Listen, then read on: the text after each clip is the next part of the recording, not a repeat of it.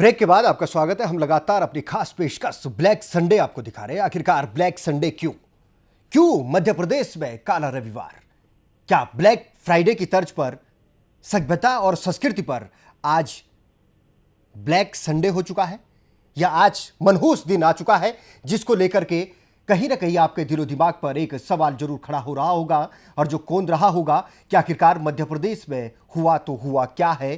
कौन वो काबिल अधिकारी है जिसके काबिल कंधों पर इतनी बड़ी नैतिक जिम्मेदारी दे दी गई देश के मुस्तकबिल, प्रदेश के मुस्तकबिल के भविष्य को संवारने की, ताकि वो खेल प्रेमी बन सके, खिलाड़ी बन सके, अपने प्रदेश का नाम, अपने जिले का नाम, अपने देश का नाम रोशन कर सके। लेकिन क्या आपने कभी सोचा है कि कभी उन खिलाड़ियों के मन में कितने सवालात हैं आखिरकार पूरे तंत्र के खिलाफ, पूरे सिस्टम के खिलाफ?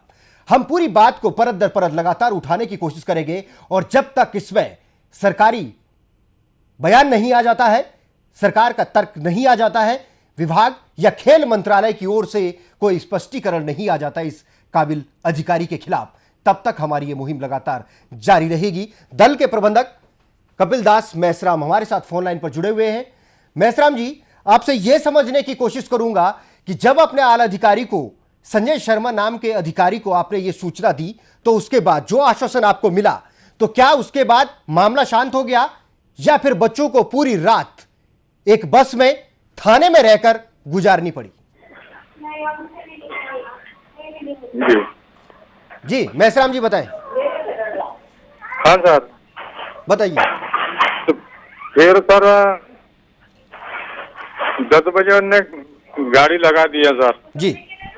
गर्ल्स के लिए एक गाड़ी और बॉयज के लिए एक गाड़ी। ठीक है। तो उस समय साहब का फोन आया नहीं था सर। जैसे सामान वामान रख लिया हम लोग, ठीक है, उससे में साहब का फोन आया कि बोले मत जाओ, अभी रुक जाओ। ठीक है, हम आपकी गाड़ी 5 बजे के लिए व्यवस्था करवा देंगे, साहब से बात होगी, यही गाड़ी यहीं रुकी रहेगी जो गाड़ी आई है, ठीक है, और यही गाड़ी आपको 5 बजे ले जाएगी। ठीक। तो हमने रोक दिया सर, और उधर लड़कियों की गाड़ी वहाँ न रुकते हुए वो सीधे स्टेशन ले गए। जब तक मैं फोन लगाया मैडम को, ठीक है, और वो गाड़ी स्टार्ट कर ले ही गए। ठीक है। तो फिर मैडम ने भी बाद में फिर वहाँ से गाड़ी लौटाई जी। और फिर यहाँ ले आए जहाँ लड़के रुके थे जी। वहीं सामने गाड़ी खड़ी हुई। ठीक है जी। तो फिर जी लड़कियों को वहाँ रखना भी उचित नहीं था सर। ठीक है। कन्याशाला कह रहे थे जहाँ रुकी थी पहले, ठीक है। तो वहाँ लड़कियां बिल्कुल साफ मना कर दी सर, वहाँ नहीं रुकेंगे, वहाँ सुन सपाटा है, भूत ये कहने लग गई, क्योंकि जबलपुर वाली टीम वहीं रुकी थी पहले। ठीक है। तो वहाँ के भी खिलाड़ी सब जा चुके थे। ठीक है। और एक लड़की को कह रहे थे कि वो भूत कुछ पकड़ा था। ठीक है। इस चक्कर में हम नहीं रहेंगे, बहुत डर लग रहा है। ठीक है। कन्याशाला के नाम से रोने लगती थी। तो फिर सर बड़ी समस्या हो गई थी। ठीक है। फिर उतने में ही ग्वालियर वालों ने किसी पुलिस मुलिस को बुलाया जी। फिर थानेदार साहब भी आए उस समय। तो बोले अब लड़कियां वहाँ रुकना नहीं चाहती है, ठीक है, कहीं तो फिर थाने के सामने गाड़ी लगवा देते हैं। ठीक है। और थाने के सामने फिर गाड़ी लगा दी सर। यानी थाने के सामने गाड़ी लगा दी गई, उस गाड़ी में स्कूली छात्र छात्राएं रहे और पूरी रात के थाने के सामने एक गाड़ी में इन बच्चों ने गुजारी है? केवल छात्राएं सर, केवल छात्राएं? सर इधर उधर लाने वाने में तो 1-1:30 बज गए थे। 1:30 बजे तक तो हम भी वहीं थे। जिला शिक्षा अधिकारी महोदय भी बहुत परेशान थे, वहीं रुके हुए साथ में ही रात भर। अब मेसराम जी एक और बात आपसे समझना चाहूंगा। आप कह रहे हैं कि जिला शिक्षा अधिकारी भी वहीं थे, एसडीओ साहब भी वहीं थे, संजय शर्मा जी का भी फोन आपको आ गया, आपने उन तक बात पहुंचा दी, किसी ने सुनी नहीं है, कोई समाधान निकाला नहीं है। लेकिन जो ये पीड़ित छात्राएं हैं, इन्होंने सीधे सीधे एक अधिकारी पर, एक काबिल अधिकारी, आपके विभाग के एक उच्च अधिकारी जिनकी नैतिक जिम्मेदारी थी ये पूरी व्यवस्था को बनाने की, उन पर आरोप लगा दिया कि वो शराब के नशे में धुत थे। क्या जब आप 1 बजे रात तक आप वहां पर मौजूद थे, तो क्या आप कुछ बता पाएंगे इस बात में कितनी सच्चाई है? सर मैं इधर लड़कों के पास तो था ही जी। उनकी गाड़ी जब थाने में गई, ठीक है, जब फिर वहाँ के शिक्षा अधिकारी ने मुझे फोन लगाया, ठीक है, कि मेसराम जी आप आ जाओ इधर, ठीक है। तो मैं और एक हमारे साथ जो सर थे उनके साथ गए वहाँ, ठीक है। जी। तो उस समय वहाँ के शिक्षा अधिकारी महोदय दूसरे जगह रुकने की और व्यवस्था ढूंढ रहे थे। ठीक है जी। और दूसरी उन्होंने व्यवस्था भी करी, लेकिन लड़कियां वहाँ से गाड़ी से नहीं उतर रही थी। आखिरकार हमें क्यों नहीं उतर रही थी लड़कियां गाड़ी से, इसकी वजह ढूंढने की कोशिश की वहां पर अधिकारियों ने। थे और 4 सवा 4 बजे फिर अपन स्टेशन के लिए निकल गए थे। तो मेसराम जी, क्या जब अधिकारी पर इस तरीके के आरोप लगे तो उसके बाद कोई तहरीर, कोई पुलिस में कार्रवाई, कोई एक आवेदन किया गया कि आखिरकार इन छात्राओं के साथ खिलवाड़ किया गया है, इन छात्राओं ने रुकने से मना कर दिया है, तो इस पर कोई सरकारी तौर पर, कोई विभागीय तौर पर कोई कार्रवाई? जी सर। कोई कार्रवाई हुई इसमें कुछ? नहीं सर, ऐसी कोई बात ही नहीं हुई सर। लड़कियां वो डरी हुई थी शायद, जी वो भूत वूत के चक्कर में कन्याशाला में नहीं रुक रही थी। हम बोले यही गाड़ी में सो जाएंगे बोले, लेकिन कन्याशाला नहीं जाएंगे। जी फिर भी वहाँ के डीओ साहब ने दूसरी और व्यवस्था भी जी करना चाहे किए भी। बाद में हम तो इधर लड़कों की तरफ आ गए थे, लड़कों की तरफ भी कोई नहीं थे। जी, यानी आपकी ड्यूटी लड़कों की तरफ थी तो आप लड़कों की तरफ चले गए, इसलिए इसके बाद की जानकारी आपको मालूम नहीं। 4 बजे एक गाड़ी एक थी, उसमें आ गए सर। चलिए मेसराम जी, बहुत बहुत शुक्रिया तमाम बातचीत के लिए, हमारे साथ मैडम- जुड़ने के लिए। ये थे दल के प्रबंधक कपिल दास मेसराम, जो कहीं ना कहीं गोल गोल घुमाने की एक कोशिश कर रहे हैं और लगातार इस पूरे मामले पर पर्दा डालने की कोशिश कर रहे हैं। जो महिला खेल अधिकारी हैं उनसे भी हम जानने की कोशिश करेंगे, तफ्तीश से उनसे भी समझेंगे आखिरकार ये पूरा माजरा क्या था। आज मध्य प्रदेश में जो इतनी बड़ी घटना घटी है, जो देश के और प्रदेश के मुस्तकबिल के साथ जो घटना यहां पर घटी, जिसको लेकर छात्राएं सदमे में हैं, वो खेल प्रेमी तो छोड़िए, खिलाड़ी भी नहीं बनना चाहते हैं। आखिरकार इतना खौफ क्यों, इतना डर क्यों, और क्यों जब जिला शिक्षा अधिकारी की मौजूदगी में, जिला खेल अधिकारी की मौजूदगी में ये पूरी घटना घट जाती है, रात भर तमाम छात्राएं बस में ठहरने को मजबूर हो जाती हैं।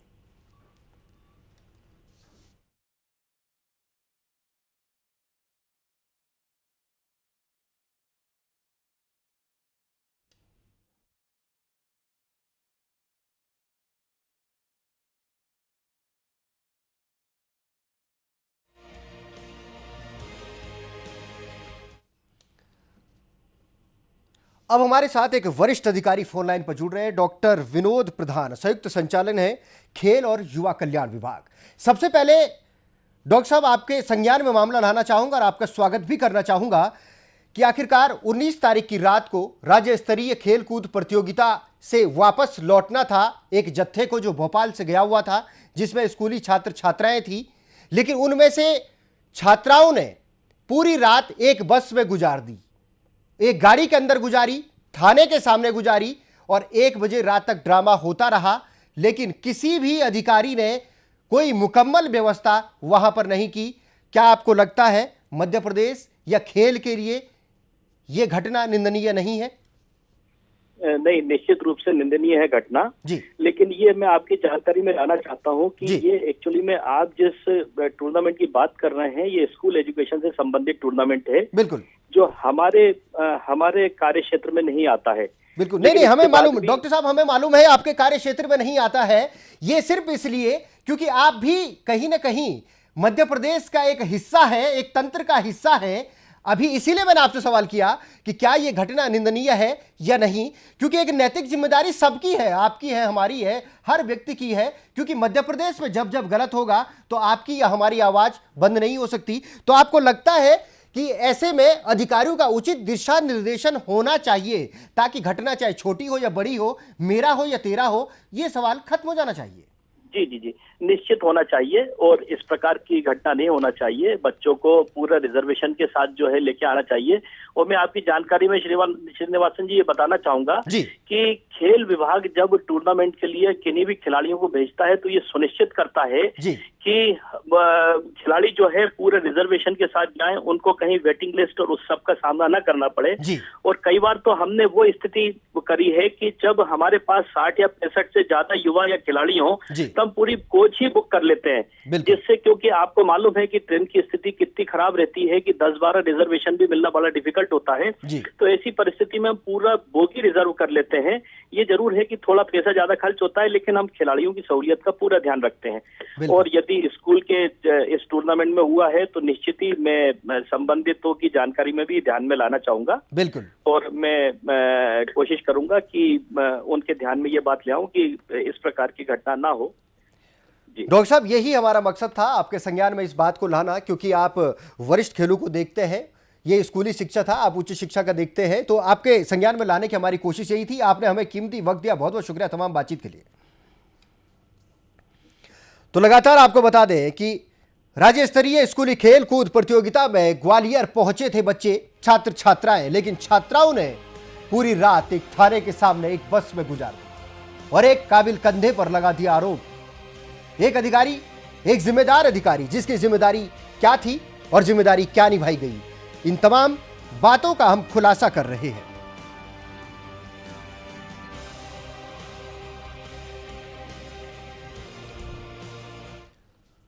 अभी तक हमने दल के प्रबंधक से बात की, अब हम दल के ही एक महिला खेल अधिकारी से बात करेंगे। पुष्पा सविता इनका नाम है। सविता जी, सबसे पहले आपका स्वागत है।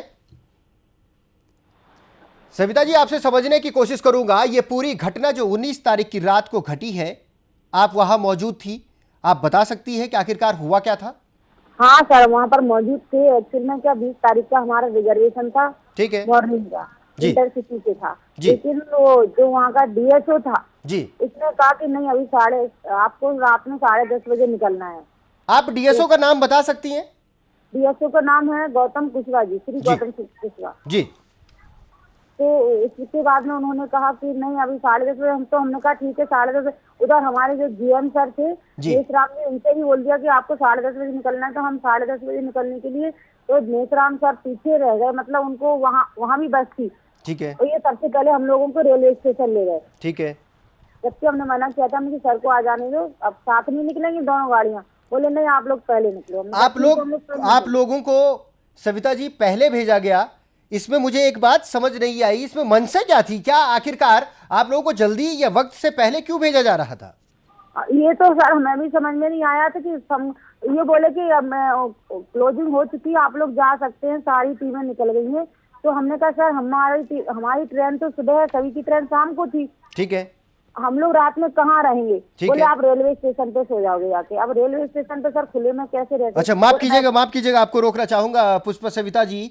एक बार दोबारा से हमारे दर्शकों को आप बताने की कोशिश करेंगे कि क्या उच्च अधिकारी यानी गौतम सिंह कुशवाहा द्वारा आप लोगों को क्या कहा गया? क्या रेलवे स्टेशन में ही आप रात गुजारे? हाँ सर, उन्होंने कहा था कि आप रेलवे स्टेशन पर ही रुके। तो हमने कहा रेलवे स्टेशन कहाँ रुके? बोले आप बस के अंदर रुक जाइए, हम यहाँ हैं और बस के अंदर ही हम सोएंगे। तो हमने कहा नहीं सर, आप बस के अंदर नहीं सोएंगे, आप बस लॉक कर दीजिए, हम बस में सारी लड़कियों को हम खुद यहाँ जाकर बैठेंगे और वहाँ पर लड़कियों को सुरक्षा से रखेंगे। बोले नहीं, मैं बस के अंदर सोऊंगा। हमने कहा नहीं सर, आप बस के अंदर नहीं सोएंगे। ये किस अधिकारी ने कहा मैं बस के अंदर सोऊंगा?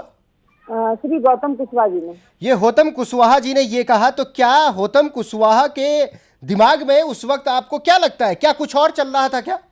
ये सर 8-10 लोग थे इनके, अब सर इतना तो नहीं समझ पा रहे थे, लेकिन ये बार बार बात कर रहे थे कि नहीं। वो ये फिर थोड़ी देर बाद वो ड्राइवर बोलने लगा कि मैं रुक जाता है। मैंने कहा जेंट्स अंदर एक दिन नहीं आएगा, बिल्कुल ना कुछ बोले। तो गौतम कुशवाहा जी ये बोलने लगी सर हम डीएसओ यहाँ के अधिकारी, आपको विश्वास नहीं? हमने कहा सर नहीं है विश्वास, जेंट्स पर किसी पर विश्वास नहीं है, आप अंदर नहीं आओगे, बस इतना बोला था सर हमने। तो आपने वहां पर महफूज सब बच्चियों को निकाला, पूरी रात आप लोग वहां पर रहे, लेकिन जिस तरीके से बर्ताव आप लोगों के साथ हुआ, इन छात्राओं के साथ हुआ और इन बच्चियों के साथ हुआ कि जिनको रात बस में गुजारनी पड़ी, आपको क्या लगता है कि ऐसे अधिकारियों के बाबत जब ये पूरी घटना घटी तो क्या आला अधिकारियों तक आपने ये सूचना उस वक्त पहुंचाई? पहुंचाई थी हमने सर। अपने यहाँ जो वहाँ का डीओ था, हमने गौतम कुशवाहा जी से की, हमने डीओ से बात करवा, डीओ साहब से बात करवाई थी। डीओ सर ने बोला कि आप यहाँ आ जाओ। हमने कहा सर कहाँ आ जाए? तो बोले जहाँ आप लोग रुके थे वहीं उसी जगह पर आ जाओ। हमने कहा सर वहाँ पर लड़कियां दोबारा अब जाने के लिए तैयार नहीं, क्योंकि लड़कियों में एकदम डर बैठ गया था, दहशत जैसी बैठ गई थी कि अपन लोग अब क्या करें। छोटे छोटे बच्चे थे अंडर 14 के, वो भी घबरा गई थी हमारे साथ, बहुत छोटे छोटे बच्चे थे। तो हमने कहा ठीक है, जहाँ हम लोगों के बॉयज रुके, क्योंकि स्कूल भी जहाँ था जी। वहाँ एकांत में था, और रात में जो प्यून वहाँ का था वो भी वहाँ जाकर सो जाता था। तो हमने कहा रात को कोई नहीं रहेगा सर, हम वहाँ नहीं जा सकते। जी। तो बोले हम लोग पे आप चिंता क्यों कर रही है? हमने कहा नहीं सर, हम बिल्कुल नहीं जाएंगे आप लोगों के साथ, आप लोग ले चलो हमें, जहाँ हमारे बॉयज और हमारे जीएम रुके वहाँ पर आप ले चलिए। तो अब वहाँ पर गए तो वहाँ पर क्या हुआ, फिर उन्होंने विवाद करना शुरू कर दिया। डीएसओ ने कि आप परेशान कर रहे हैं, हमें ऐसा परेशान कर रहे हैं कि बार बार इधर से इधर गाड़ी भेजना पड़ रही, इसमें डीजल खर्च हो रहा है। हमने कहा ठीक है, आप छोड़ के अब चले जाइए। तो बोले नहीं। तो फिर वो इतनी देर में वो पुलिस वालों को फोन किया हमने, पुलिस वाले आ गए वहाँ से किसी ने। इसके बाद में पुलिस वाले बोले मैडम आप क्या चाहती हैं? हमने कहा हम कुछ नहीं चाहते, हमको सुरक्षित रहना है बस जी। सही रहे। तो पुलिस वालों ने ये कहा कि आप हमारे साथ वहाँ थाने। हमने कहा ठीक है, अब थाने में भी गारंटी तो कहीं नहीं सुरक्षित की, जहाँ हम लोग रह रहे थे वहाँ भी नहीं थी। हमने ठीक है, थाने के सामने थोड़ा हमारी हिम्मत ने कहा ठीक है। तो उन्होंने कहा थाने के सामने हम आपकी गाड़ी खड़ी करवा देते हैं और आप निश्चिंत होकर के वहाँ रहिए। तो हम लोग पूरी रात, सारी रात मतलब हमारी थाने में गुजरी है, और एक भी लड़की नहीं से लड़कियों को बस में अंदर से ला दिया तो थाने के सामने। तो इसमें ये घटना कहाँ से आ जाती है? जिस तरीके से आप बता रही हैं कि पूरे थाने में न बिजली थी, न कोई दिक्कत वहाँ पर लगातार बढ़ रही थी, और बस के अंदर बच्चियों के साथ आपने रात गुजारी है, वो भी उस वक्त जब अधिकारी कोई भी महफूज के लिए कोई भी दिशा निर्देश नहीं दे रहे थे, बेवजह आप लोगों को परेशान करने की कोशिश की जा रही थी। तो आपको क्या लगता है कि ऐसे अधिकारी पर कोई कार्रवाई अभी तक हुई या होनी चाहिए थी? नहीं, अभी तक तो सर कोई कार्रवाई नहीं हुई। तो क्या कार्रवाई की मांग करती हैं आप? कार्रवाई तो कुछ होना चाहिए कि मतलब ठीक है, कोई भी संभाग जाए, कोई भी कुछ जाए तो उनको सुरक्षा अच्छे से देना चाहिए, और इस तरह से बर्ताव नहीं करना चाहिए। हम दूसरे जगह जाते हैं तो वहाँ तो सुरक्षा की व्यवस्था होना चाहिए, कम से कम खास तौर से गर्ल्स के लिए, और जो गर्ल्स के साथ में जो भी टीचर जाए उसके लिए। बिल्कुल। और इसके पहले जब हम लोगों का रिजर्वेशन 5 का था तो रात में 10 बजे निकालने का कोई मतलब ही नहीं था। सुबह 10 बजे 4 बजे बस निकालना थी। चलिए पुष्पा सविता जी, बहुत बहुत शुक्रिया तमाम बातचीत के लिए। आपने पूरे मसले पर अपने लगातार जो कोशिश, जो आपके साथ जो घटना घटी उसका ब्यौरा दिया, इसके लिए बहुत बहुत शुक्रिया आपका।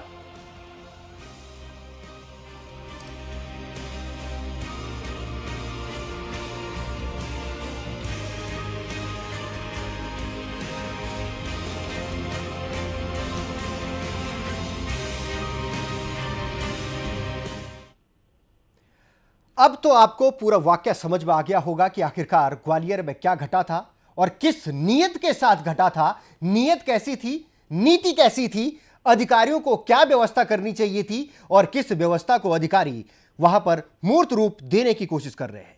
बात अगर निकली है तो दूर तलक जाएगी, और बिना राजनीतिक लोगों के हस्तक्षेप के ऐसे अधिकारियों पर कभी भी नकेल नहीं कसी जाती है, क्योंकि सरकारें और सरकार दोनों में सफेद पोश लोग सरकार को चलाते हैं, तंत्र को चलाते हैं। आप जनप्रतिनिधि को इसलिए चुनते हैं कि आपकी आवाज को उठा सके, आपकी आवाज को बुलंद कर सके, और सरकार और विपक्ष की दोनों की महत्वपूर्ण जिम्मेदारी पूरे प्रदेश के लिए होती है। बात विपक्ष की होगी तो कांग्रेस से अछूते नहीं रह सकते हैं, और इसलिए जिला इकाई की अगर हम बात करें तो कांग्रेस के मीनू परिहार जिला महामंत्री हैं, उन्हीं से शुरुआत करेंगे। परिहार जी, सबसे पहले आपका स्वागत है, और आपके संज्ञान में ग्वालियर की घटना को भी लाना चाहूंगा। सबसे पहले आपसे यह जानने की कोशिश करूंगा, राज्य स्तरीय खेल कूद प्रतियोगिता की जो घटना ग्वालियर में घटी है उसकी जानकारी आपको है? नहीं, अभी मुझे इस बारे में कोई जानकारी नहीं है जी। आपसे ही सुनने को मिल रहा है। अगर हेलो जी, नीनू परिहार जी, आपके संज्ञान में मैं ये मामला लाना चाहूंगा। राज्य स्तरीय खेल कूद प्रतियोगिता का आयोजन ग्वालियर में किया गया। अलग अलग संभाग से वहां पर छात्र छात्राओं की टीमें गई, शिक्षकों का दल साथ में गया, मैनेजरों ने व्यवस्था करी, जिला शिक्षा अधिकारी और जिला खेल अधिकारियों के ने लगातार अपने कुशल दिशा निर्देश के जरिए इस कार्यक्रम का आयोजन किया। बखूबी आयोजन रहा, सब कुछ ठीक रहा। लेकिन भोपाल आने वाली जो टीम थी, जो जत्था था, उसको वक्त से पहले रेलवे स्टेशन की तरफ छात्राओं के जत्थे को रवाना कर दिया गया, और यह कहकर आपकी ट्रेन कल सुबह की है, लिहाजा आप रेलवे स्टेशन पर ही रहे, हमारी कोई नैतिक जिम्मेदारी नहीं। जब उन्होंने विरोध किया उसके बाद उनको कह दिया गया आप दूसरे होटल में रहिए। छात्राओं ने और उनके शिक्षिका ने मना कर दिया। उन्होंने पूरी रात एक थाने के पास में बस के अंदर गुजारी, जबकि काबिल अधिकारी लगातार यह कोशिश करता रहा कि बस के अंदर मैं भी रहूंगा। आप इसको जायज मानती हैं क्या?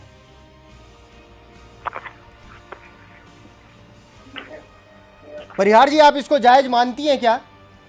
नहीं, बिल्कुल जायज नहीं मानते हैं। ये बहुत गलत बात है। आप खुद देखिए कि भाजपा शासन सरकार में क्या हो रहा है। शिवराज सिंह जी को कुछ सोचना चाहिए, ये किस तरीके से महिलाओं के साथ अत्याचार हो रहा है। जो रोडों पे होता था, अब तो ये खुलेआम लड़कियों के साथ, जो बेचारी इतनी दूर से घूम मतलब अपना खेल का प्रदर्शन करके आए, उनकी सिक्योरिटी की कोई जिम्मेदारी नहीं है इन लोगों को। जी, ऐसे में क्या लगता है आपको कि क्या असल मुद्दों पर एक बार फिर से मध्य प्रदेश में राजनीति हावी है? हेलो, आवाज नहीं आ रही है। हेलो मीनू जी, क्या आपको लगता है कि असल मुद्दों में राजनीति एक बार फिर से मध्य प्रदेश में हावी है? राजनीति, हाँ बिल्कुल, क्यों नहीं। बीजेपी शासन में आप देख तो रहे हैं क्या हावी हो रहा है या नहीं हो रहा है। तो परिहार जी, अब आप क्या एक्शन लेंगी? आपकी भी नैतिक जिम्मेदारी है, विपक्ष की भूमिका आपकी है। मैं आपने मुझे बताया है, बिल्कुल हम अपनी कांग्रेस के सभी सीनियर लीडरों से मिलकर साथ में इसका देखेंगे जी, और जो भी जायज कार्रवाई होगी और नहीं भी होगी, जो सत्यता पाई जाएगी तो हम इसके लिए आंदोलन उठाएंगे। लड़कियों की आवाज, उनकी सुरक्षा के लिए ऐसे दोषी अधिकारी के खिलाफ, ऐसे आरोपी अधिकारी के खिलाफ क्या कार्रवाई की मांग करती हैं आप?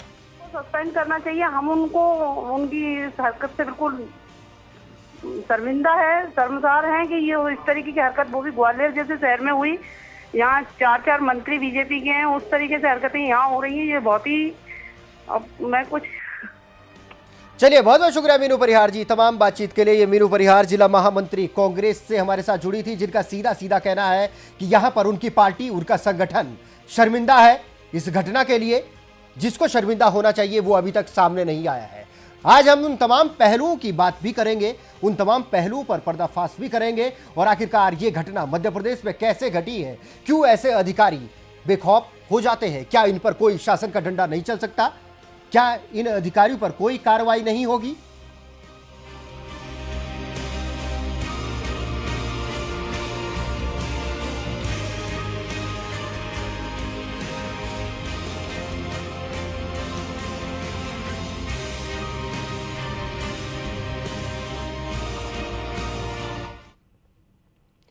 अब भारतीय जनता पार्टी की नुमाइंदगी करने वाले अभय चौधरी जिला अध्यक्ष है बीजेपी के, उनसे अब रूबरू होते हैं और उनकी प्रतिक्रिया भी जानने की कोशिश करते हैं। चौधरी जी, सबसे पहले आपका स्वागत करना चाहूंगा।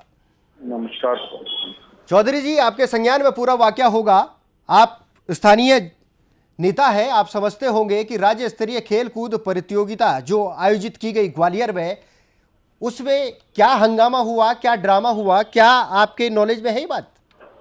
नहीं, देखिए, मुझे अभी कुछ चैनलों के माध्यम से पता लग जाता अभी थोड़ी देर पहले जी, पर मेरा मानना है कि अगर कोई घटना हुई है, हालांकि मेरे को अभी थोड़ी देर पहले ही नहीं चौधरी जी माफी चाहूंगा। पहले तो आप अपना शब्द वापस लीजिए कि अगर घटना घटी है तो ही आपके संज्ञान में बात आई है। पहले तो इसको स्वीकार कीजिए कि घटना घटी है।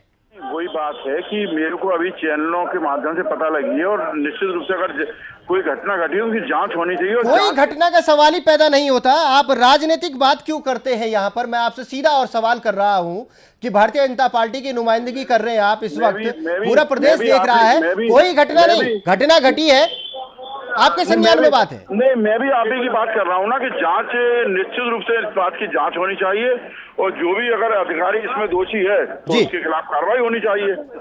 इसमें कोई बचाने की मंशा नहीं है हमारी किसी के लिए। तो क्या माने, भारतीय जनता पार्टी की ओर से या आपकी सरकार की ओर से या आपके जिला प्रशासन या शिक्षा विभाग की ओर से या खेल मंत्रालय की ओर से इस काबिल अधिकारी पर, जिसकी नीयत खराब थी, जिस पर आरोप छात्राओं ने लगाया, पूरी रात इन बच्चों को एक बस में गुजारना पड़ा, इसके खिलाफ कार्रवाई कैसे रूप में होगी और कब तक होगी?